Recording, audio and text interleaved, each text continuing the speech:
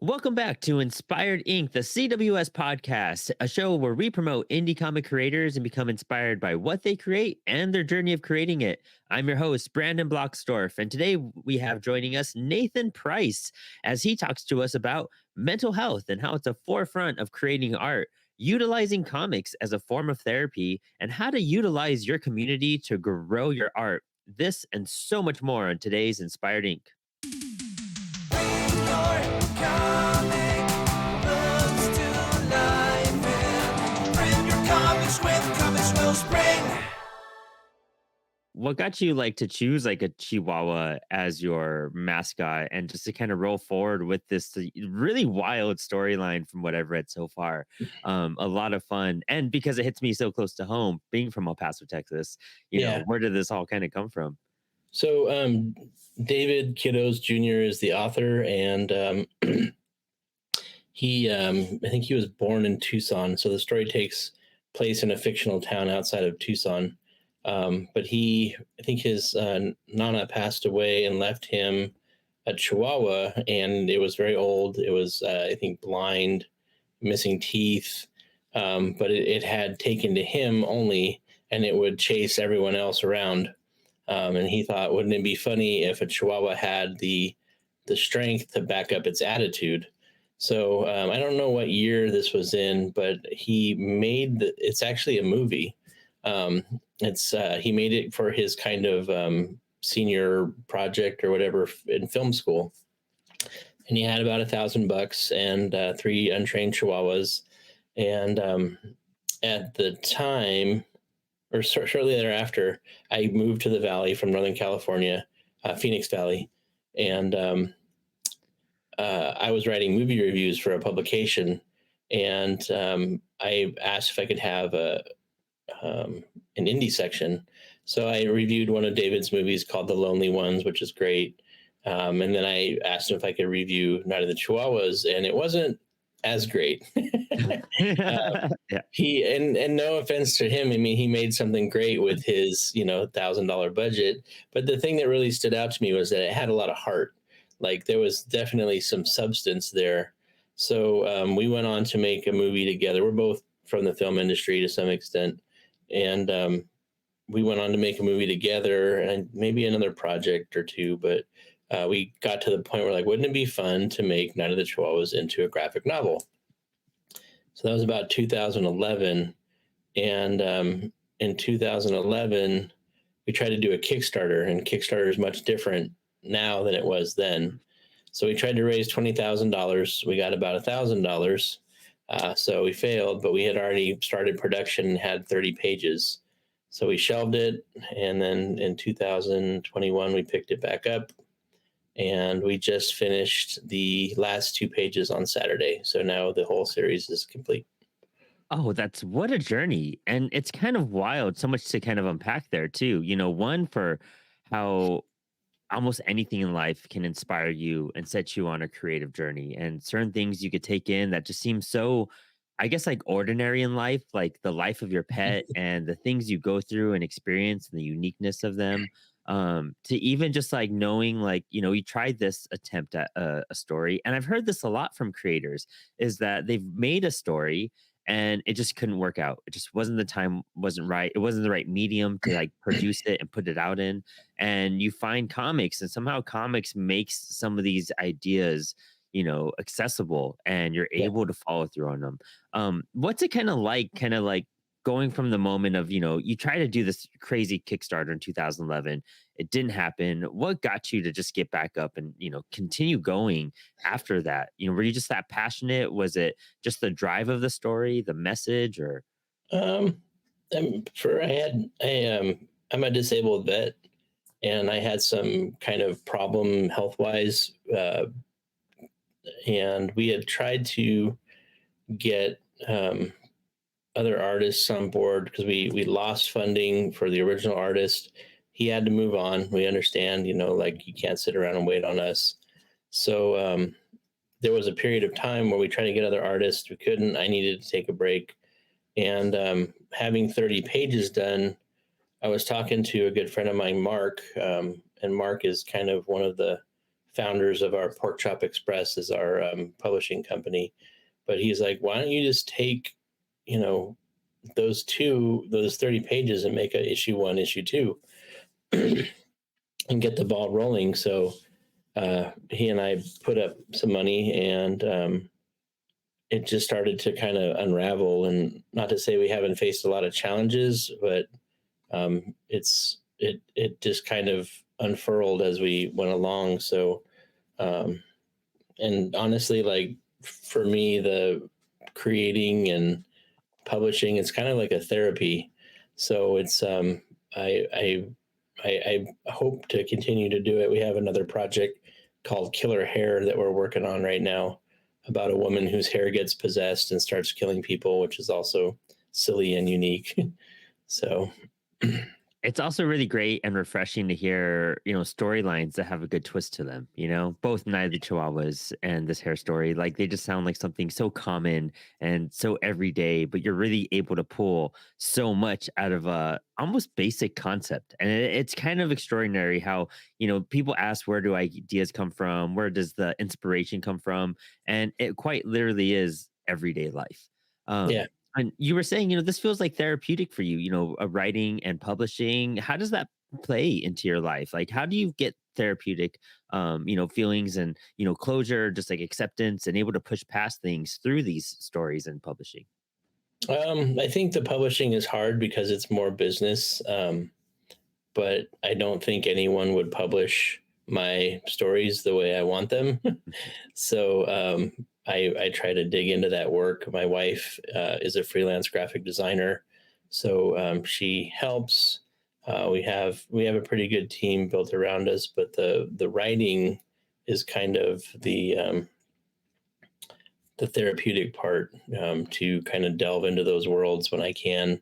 And also some of the art direction on the covers. I don't know if I sent you any of our covers, but Yeah. um, it's like how much fun can we have? Because Chihuahuas are so ridiculous. If you do an homage of Godzilla as a Chihuahua, it's like people laugh and they get it.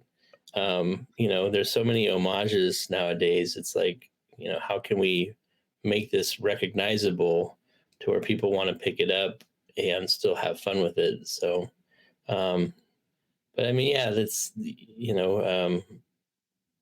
to have something to do during the day where I work for myself. Basically, if I need to take a break for whatever reason, health wise, I can.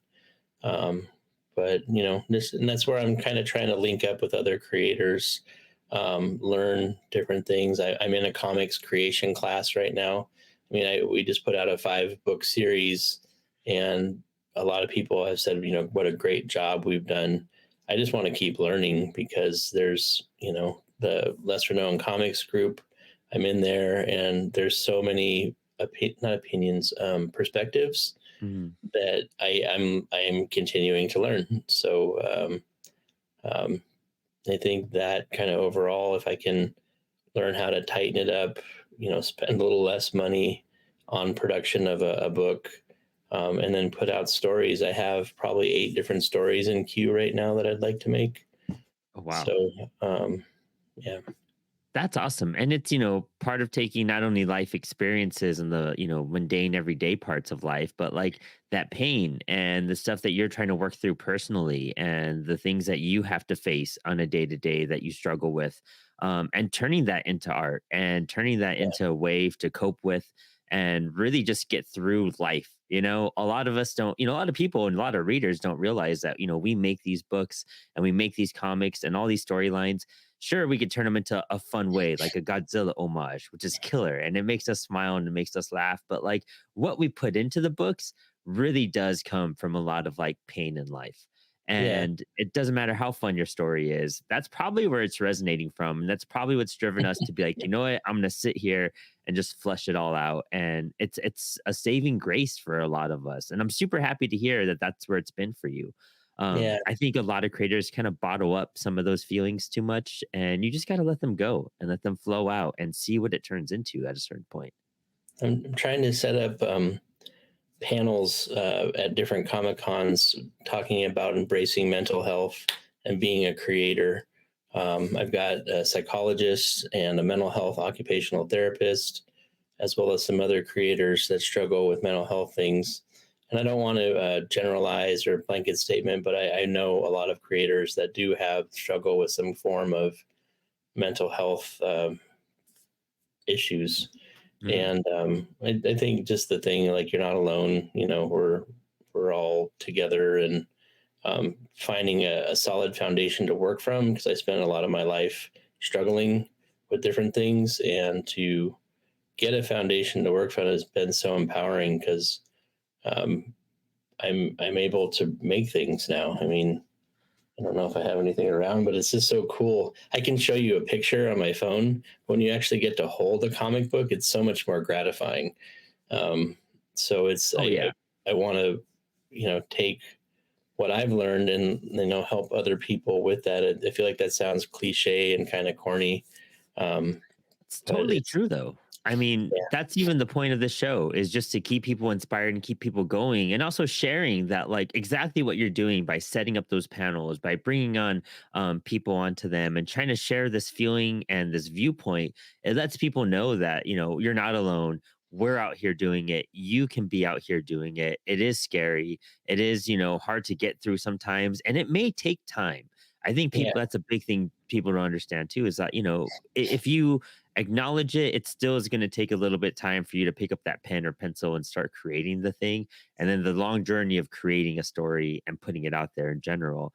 But just letting them know, like, hey, we're here. We're here to support you. We understand what you're feeling, what you might be going through, and you're not alone. A lot of us are dealing with that. I mean, I've spoken about how the punk rock anthology that we put out was kind of a culmination and a result of my whole life falling apart and me trying to work through it, and the end result was like somehow I produced this book. I put it together, did the anthology submissions, all of that stuff, and went through Comics Wellspring, did all the networking, yeah. and more came out of it because I was able to like channel that pain and that anxiety and that depression I was going through. And it just opens doors for you once you're able to, I guess, accept it and put it out there to the world. It's cathartic, right? I mean, you're like Mhm. processing your trauma, Mhm. so And I it's mean, not everything's all happy too, and that's yeah, that's the bulk of artists and the bulk of art that comes out probably came from someone just like I needed just this is too bottled up. How do I make sense of it too? Do you feel like you have more clarity on issues that you're facing and on life issues now that you've started making art? I do, because it's given me some perspective, and processing things, and um, it takes time to reflect. And when you're in a story and you're writing something, and it sits deep within you. I mean, if if you wrote stories that were all happy, it would no one would want to read it. There's no Yeah. drama. It'd be like a kid's book. Yeah, there you go. Yeah. So, but I mean, like, the our experience and the things we go through, if we share them, it can be useful to someone else to have some insight. um I mean, just that, my grandmother passed away recently, and for the first time I didn't try to busy myself so much. I tried to sit there and let it process, and there was tears and some grief, and but it was so cool because I allowed myself just to be there. And usually I'm like, no, I don't want to deal with that. I'm going to go do this, I'm going to do that. And I don't know if I'll write that into a story maybe down the road, but it was like, um just to take the time to, like, this is part of life, and it's okay. It was really, for me, it was really cool, because I usually try to avoid sitting in uncomfortable places. I want an escape. I think we probably all do to some extent, but writing those things into stories is validating for me. If I can twist it where people laugh, a little dark humor, um, it's good. Like, our mission statement kind of is to um, make something different in a comic book than people are used to seeing, and hopefully bring joy to them. Um, However we transpire that. I love that. That's again so much to unpack there. Like sitting with that pain is sometimes something so essential because it's kind of like when you're a creator and you're just trying to absorb the world around you and you're just trying to, if you're at a coffee shop listening to other people's dialogue and, trying to pick up how to really write how people speak. If you're sitting Yeah, there in the moment, you're sitting, taking it in, you're not thinking about the past or the future, you're just there. And doing that, with pain, it's something that's very difficult, almost like a meditative state where you just got to feel it and it hurts and it's hard to process. And I know exactly what you mean by just like sometimes you just want to busy yourself and have it just like leave your head and not bother with it because you just don't want it to kind of exist. But really letting it go through you, it's one of those things you just let it happen, and you may not be able to do something with it right away. But I feel like with a lot of artistic things, like a lot of creators, it seems like we have this little creator in our head, and when life is happening the creator kind of just steps outside of our head and just starts taking notes, you know what I mean? And it's just like, I'm going to save this for a little bit later, this yeah, feeling and yeah, emotion, and it has to kind of just sit and settle so you could kind of thoroughly understand it. And yeah, that way you may not write a story about it today or tomorrow, but soon, eventually, weeks, years, months, you'll be able to come back to a moment and be like, I know where to pull from, and yeah, you'll know how to express yourself properly. Sometimes stories just got to sit and emotions need to sit for us to fully understand them. yeah, And, you just got to feel it. And I think feeling, it's kind of going back to what you're saying, what it seems like a big part of this is stories are kind of like it's survival information. You're using them to not only like help you survive the moment, but you're sending off information for others to use and find a way to utilize to get through moments, whether it be inspiring to create or through a message in your story. I've always felt stories have that same resonance of just being survival information, like they were at the beginning of times when stories were yeah. created. That's kind of true. You're saying, at the beginning of time, a lot of these things are like tropish or cliche. They've happened generation after generation, but the world is different than when our parents were our grandparents. So the application of the story is different to the current audience. Hmm. Because at one point I thought, like, why am I telling stories? Like they've all been told. Hmm. There's saying nothing new under the sun, but the reality of is the world changes. So to the current reader, if they read a story that our grandparents read, it's not going to have any effect on them. Yeah, yeah, so, exactly. The so it's like, context and, just how you could filter through stuff, the meaning of it, like the situation of it. Sometimes you yeah, just got to like update the story, And I feel like taking a theme and taking a like a motif of any sort, and just kind of modernizing it in your own way, it's going to become clear to another audience. And maybe, people like us who research stories and do all this stuff, we may find that deeper meaning in like an old film or an yeah, old anything. But there's such a stigma against it being like old and outdated for some reason that we bring it back and we keep on bringing back these themes because clearly, we have to keep on reminding people over and over because if stories are survival information, we haven't learned our lesson yet. So you yeah, keep on revamping that lesson to find a way to teach it to someone. Just like one teacher, maybe you had a math class and you didn't understand the math class at all, but then you had a teacher that just made it all very clear for you. They just told it in some bizarre way, and you're like, I get it. I yeah, understand yeah. math now. It's the same thing with stories. Yeah. Yeah, that's really cool how you put it, because you do get things from different people, and it's a lot of the writing I do. I reference things from the past or things that are known, like Killer Hair. My little tagline is Venom meets Rapunzel. I have another one is The Incredibles meet Friday the 13th. That's awesome. So it's like things we're already familiar with, but like how do you spin it and make it something new? There's an editor. She worked for DC Vertigo for like 20 years. Her name is Shelley Bond, Oh, and I took love a Shelley class Bond. with her. Yeah, have you been on Spoken her? grammar. Yeah, Yeah, yeah. I was a part of our first round. That's how I met my artist Nick to get the book going on the first round. Yeah, I we got to might have speak been to in her the at San class Diego. together. I didn't show up because my kids had sports. I showed Mhm. up. I watched the videos. I showed up like once or twice. Watched the videos, but she said something that stood out. She's like, "I've been pitched so many stories about vampires and zombies and post-apocalyptic worlds. Like, what is fresh? What is new?" And it's like I want to create things that people can see some part of what they've enjoyed, but like how is this totally new? Um, so like there's a story of Family Man that is already laid out. I'm hoping Max Flowers is going to work with me on it. And it's I can't talk too much about it because there's a huge pivotal point where it's like a plot twist, and I just have to make it and put it out.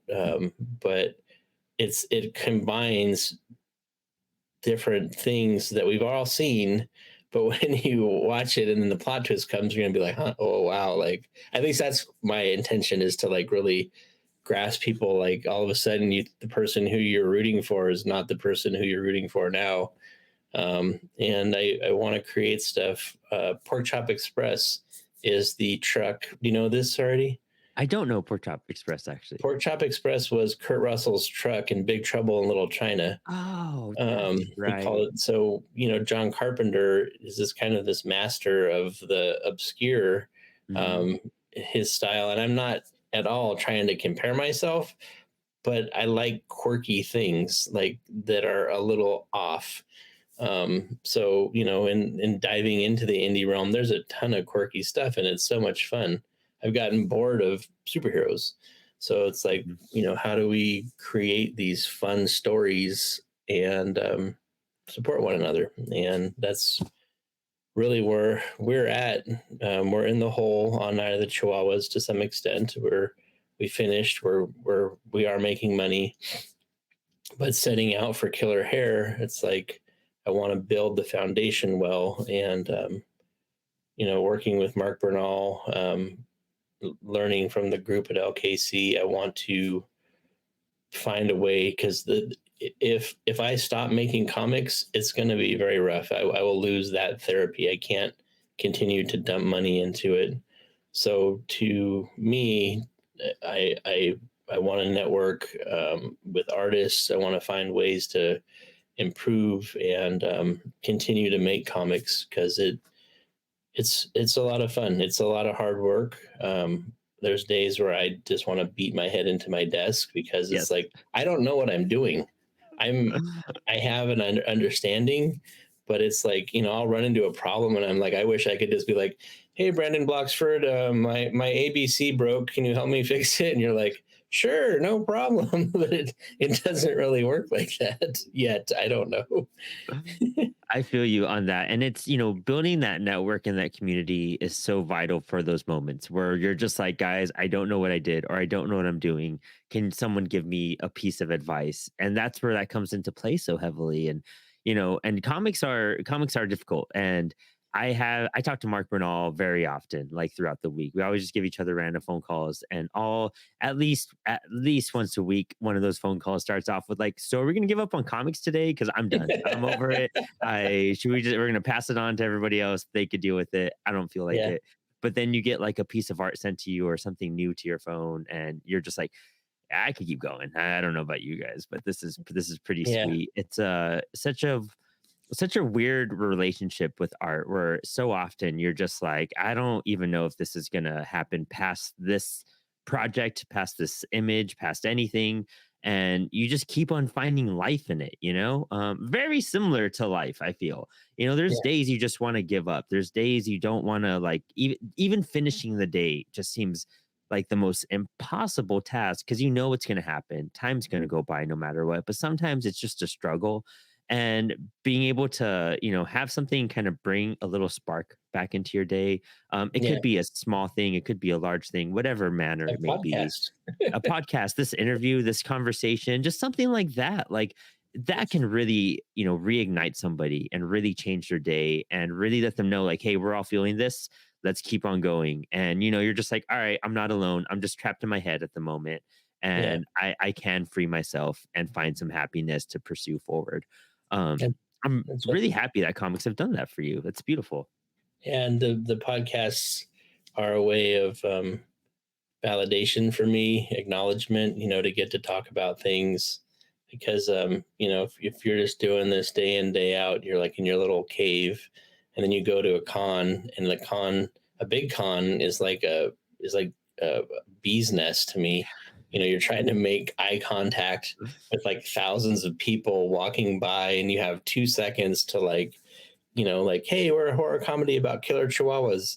Most people will laugh, you know, what 40% will stop, you know, and then you have to work on your sales pitch. And sometimes it's, you know, I don't know if you've been to a con where like they're playing music, there's people Yeah. talking.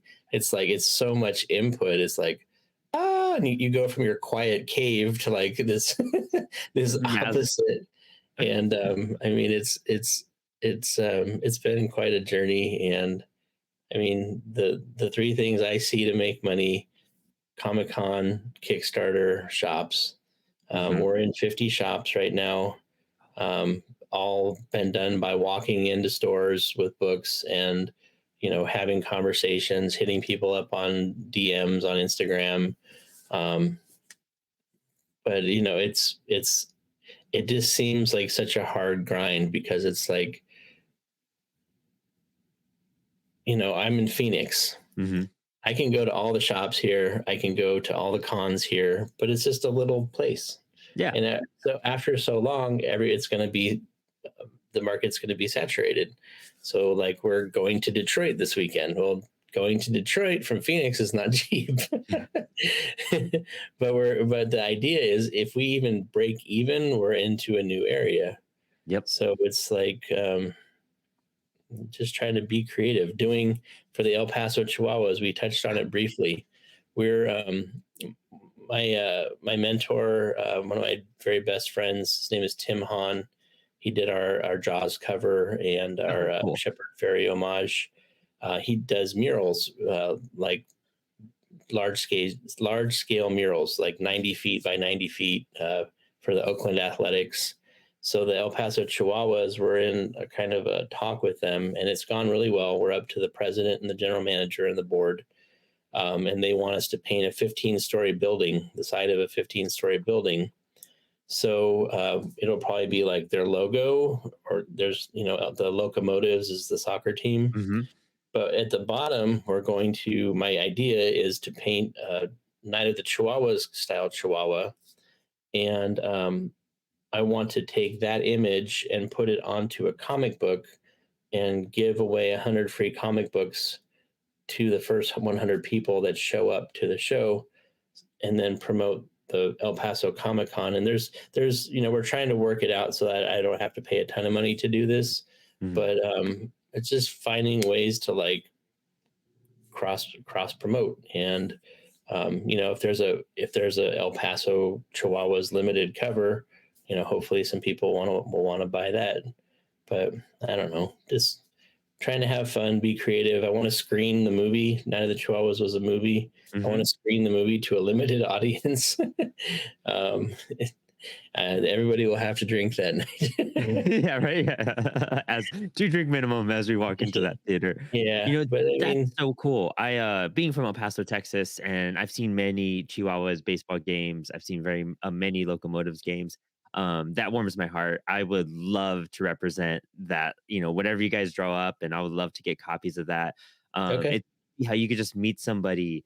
We haven't talked too much, on Instagram. We've just been in the same group in the same circle and everything. And, it relates to home out of nowhere, yeah, and that's one of those moments that's going to make my day, just knowing that this creator out of nowhere is now affiliated with El Paso.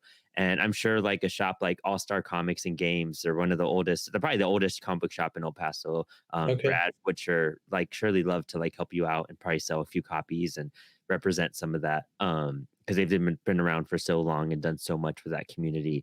And I would just love to be able to visit home and then see that mural and be like, yeah, I know these guys. Like I'm part of this. Yeah, this is so awesome. yeah, It's unique. It's crazy how life kind of circles around like that too. What you're saying about even going to Detroit and breaking even, like planting seeds, in the Southwest and different areas of the country, that's so vital. And I feel like the seed you're about to plant in El Paso, I think a lot of people are going to jump on that. And I think a lot of people from there are going to enjoy it. I can yeah, think about 10 people, 10 of my friends that would love to see that and just read awesome, about it and be hyped just for the thematic essence. Because El Paso is such a strong community in itself. and they do a lot of things as as locally, and they try to pull from things like that. So it's going to be very exciting, and I think the town needs something like that too. And having it be comic book related, Yeah. awesome, even better. You know? Yeah. Yeah. Well, I mean, we want to, getting to the East Coast is problematic for us. And, there's some people from LKC on the East Coast Hmm. that, maybe if I can help them get to the West Coast and, it'll work out. We got into Other Realms Limited in Hawaii on Honolulu. Oh, We're up cool. in Vancouver. And I've been fortunate enough to do some traveling, and I just take books with me. Hmm. And almost every time I get bought out, it's not a lot of books, but it feels good to like have somebody like, I want them all. I'm like, cool. Oh yeah. Yeah. And that's like one of those wins where you're just like you're hoping to keep it to spread it out, but doing everything in one load and being like, I just cleared my inventory. What a Yeah. feeling, you know? And Yeah. knowing it's gonna be in that shop for a good amount for what you just sold there. It's a major seed to plant at that point. And a lot of shops have ordered multiple times. There's a shop here in Phoenix. There's 4 locations. It's the biggest shop down here, I think chain wise, but it's called Samurai Comics, and Mm, they've sold out 6 times. Um, so we make less money at stores, but it makes it more accessible to people. yeah. Um, so it's how do you get the word out? If you make the best, this is my dumb analogy. If you make the best waffles, but nobody knows about it, it doesn't matter. Yeah. Like how do you get the word out about your amazing waffles? So No, you're right. marketing, going to shows. I go to some shows. I mean, we went to one show and we made like $11, and I think we talked about it. I don't know if you showed up, but there was the con planning thing, and it's like, Mm, some of these shows, it's about networking, having fun, you know, um, having more one-on-one time with fans. The big shows are not always better, but yeah, I mean, we're just trying to figure out a way to make it work. I mean, conventions, I was just talking to Dan Price about this recently. They're just such a hit or miss. You know what I mean? You got to really understand the intention and what you got to pull something positive out of it no matter what.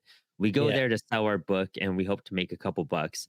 But you're right. A lot of times it is about just meeting the right people, being in the right spot at the right time, like meeting the right fans to spread the word. Because a lot of fans don't go there with the intention of spending money on indie comics. They go there for the Tom King signatures and stuff like yeah, that, yeah. and then you have my cat's going crazy behind me, of course.